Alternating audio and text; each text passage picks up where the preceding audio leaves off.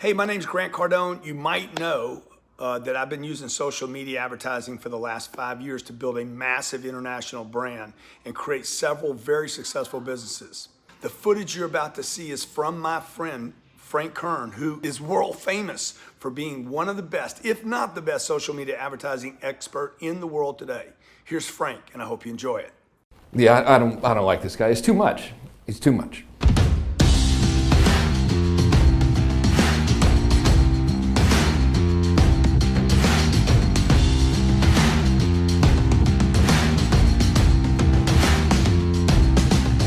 Yeah, so I first heard about Grant Cardone, I think in, gosh, it was the 1996 or something. I was working in sales, and he got on my radar. And this is, I had a job. It was before I started my own business and everything. And time goes on, and sometime around 2008, maybe, or 2009, he was doing an event, or was actually speaking for someone I knew, and the person putting the event on said, "Hey, this guy Grant Cardone wants to meet you." And I remember thinking, I don't like this guy, he's too much. And the reason I thought that is because I had associated him with like this high pressure sales stuff. And I don't like high pressure sales, it's not my thing, And of course I didn't know him, I never watched any of his materials in depth or whatever. I had just drawn that conclusion that this guy is a high pressure sales guy. I don't like him, I don't want to talk to him. Didn't meet him. A couple of years go by. I end up in Mexico. Cabo, Mexico, with 2 clients. So I'm on this vacation with 2 clients of mine. They're very successful. And one of them says, "Hey, you ever heard of this guy, Grant Cardone?" I'm like, "Yeah, I don't like him." They're like, "Why don't you like Cardone? He's awesome." I said, "I don't know, I don't like him. He's a high pressure sales guy, And they said, "No, you should follow him. He's got really good content. He's really smart." I'm like, "I don't know. I don't think I'm gonna follow him." And one of the guys, for whatever reason, he's like, "He's got a plane." And so I think to myself, okay, well, if he's got a plane, probably worth following, and that was 100% of my logic right there. Frank, Frank, that ain't a plane, Frank. That's one of the biggest corporate jets in the world, son, okay? You understand what I'm saying? Sleeps 14, rolls 14 people, sleeps 8, all right? Needs 3 pilots, boy. Carries 50,000 pounds of fuel. That ain't no plane, Frank Kern. That's a Gulfstream 550. And by the way, I'm not hard pressure. And I ain't figured out humility either.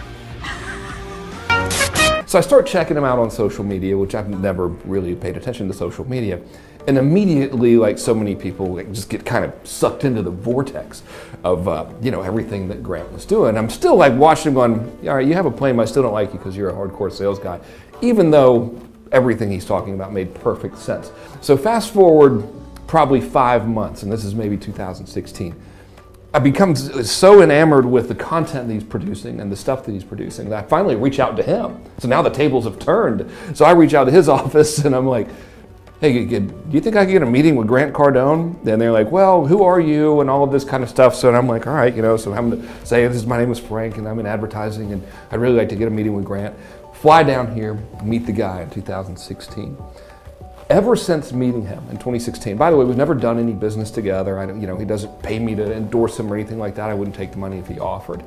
Ever since really getting plugged into what the organization here does and Grant's way of thinking, I've personally experienced a dramatic shift in 2 things. Number one, revenue. Since really getting turned on to the way Grant thinks and how he operates and really utilizing some of the things he's teaching, our revenue has increased year over year. So every year is better than the last year, which is the best year in history. So literally every single year, the company has had a record-breaking year since then. So that's good, clearly. But what's really been important is observing and learning from the way Grant Cardone and the entire Cardone organization approach business as a whole and think about it. And it's really more for me personally than the tactical training that you get. It's really that mindset and that way of thinking that has been the most beneficial. Gary both have what I call 3 core messaging pillars that you pretty much talk about these same 3 topics all the time, likely not even thinking about it. And then approaching those topics from just multiple angles constantly. So I've been watching them, like, all right, you find the 3 things, you approach them constantly, always make it ultimately about the viewer or the listener. Then, dude, working strong. Yeah. Strong like bull. Really? Yeah.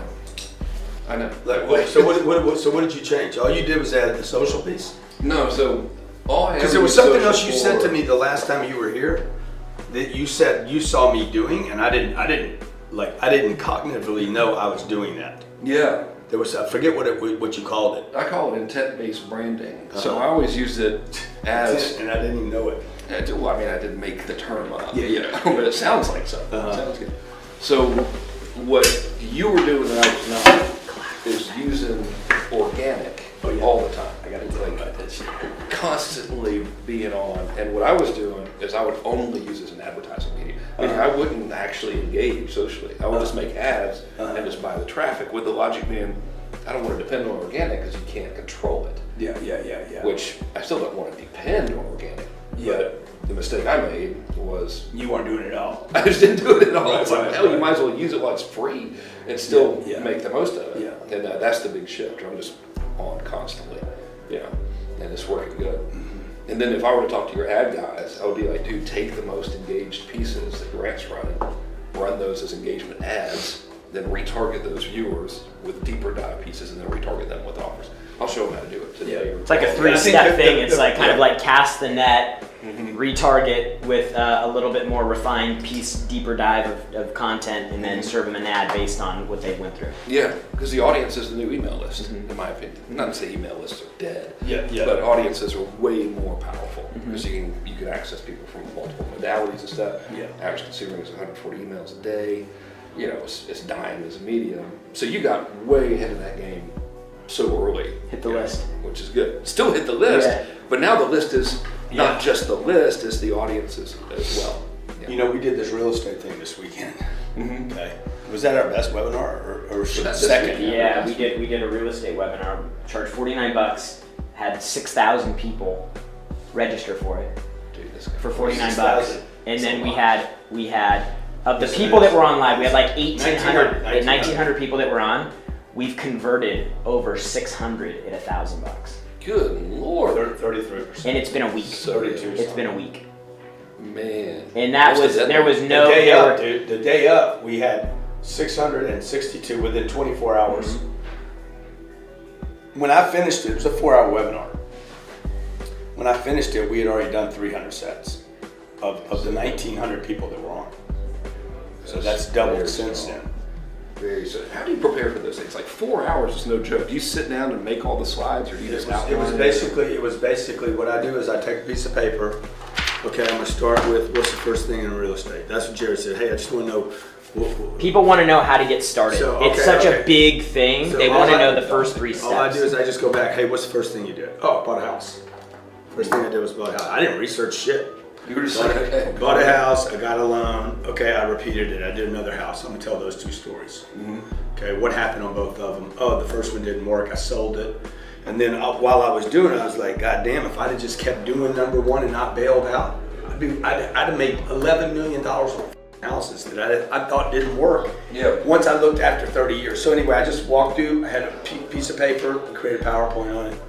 Couldn't have taken more than 30 minutes. so you made the PowerPoint and all that stuff too? Yeah, so it's in there. It's in my teleprompter to keep me Got kind of focused. Yeah. But it's just a bullet point. It's like could be one thing on a page, and then I rip for 25 minutes. You might be the most prolific content creator that I think I am. I would take that as one of the nicest compliments anybody could give me because I've said that around here before. I said, guys, nobody has more content than we do. Let's do it. Dude, I want to collaborate with people. I don't want to compete anymore. I'm done with the competition shit.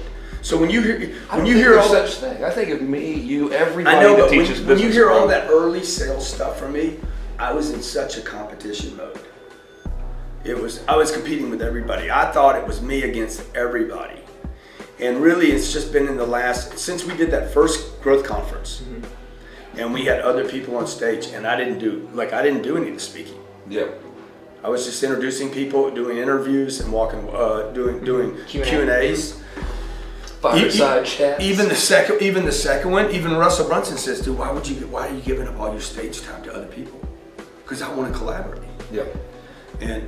But then we figured that the other people don't really know how to do it yet. Like, they're like, hey, follow my Instagram. I'm like, that's not a collaboration. We don't care about your Instagram. And I spent $6 million trying to get 30,000 people in a room. Yeah. Right now, we care about where is everybody going for through next year and 2020. Way on down the line. Yeah, Because exactly. they'll stay with you forever. You do it right. Well, and they'll stay with us. Yeah. Right. So like Damon John, people can come to us now and get Damon John's content. If every single person became the best version of their marketing and sales ability possible, never slept, spent $1 billion each on advertising, that we couldn't hit a dent in the demand for this. Impossible, right? So there is no the competition in that sense is an illusion where it's like, oh, if you sell to this guy, he's not going to do business with me. There's an endless demand. We did that deal in San Mateo. There's 8,000 people there. Yeah. Hey, Johnny, you know what? Why don't you try this shot, Johnny? Just all the way on the table. I want to see what it looks like. Yeah, that's it, Johnny. Just lay it down there. Every time you're in here, I want this shot. The thing that you're saying though is the market. I know you is do, so but much when he's bigger talking, than you get people him realize. right from there. Like It's the fucking more, awesome the shot. more you understand that, No? the more you You don't realize that use an it's just like endless. It's forever. It's okay. I mean, You probably need 2 cameras here. it's so massive. When we're doing these things. See? Fucking awesome shot. Shows the dick. So what I was saying was, we're in San Mateo. We get there. It's Tony, Pitbull, Magic Johnson. Magic. None of those guys are there, by the way. Some guys on stage I've never fucking seen, never heard, isn't that good. And I'm like, these fucking people are making money. Yeah. And I'm like, man, this is being done all over the country, all over the world right now, by no names. Exactly. Pulling in audiences. Well, and then the content's no good. So if you actually could deliver the result to the person, Yeah. it's even more of a big deal. You know, Yeah. which is great. I've always felt that way. Even in like the CRM space, you know, I was helping Kartra, and then I know Russell and all these, and they're like, oh, you guys worried about, market share? And it's like, no, of course I'm not worried about market share. There's no way if every single, like, if you take HubSpot and Salesforce, whatever, Infusionsoft, bundle them, everybody expands 10x, still not going to make a dent in the demand. There's just no way, So I think you're on the right path with the whole collaboration. There's no such thing as a zero-sum game. Hey, thanks so much for watching this video. And if you found it helpful and you find yourself thinking, I want this person to handle my ads for me and create my campaigns for me, then we can do just that. Go to CardoneKern.com. That's CardoneKern.com. When you get there, you'll see a letter about an ad agency that I run and own with my friend and partner, Grant Cardone. If you like what you see on that website, just fill in the little form there and we'll set up a time to talk. Once again, that's CardoneKern.com. And thanks for watching. And by the way, if you know anybody who might find this content helpful or useful, please share it. Thanks so much. Take it easy.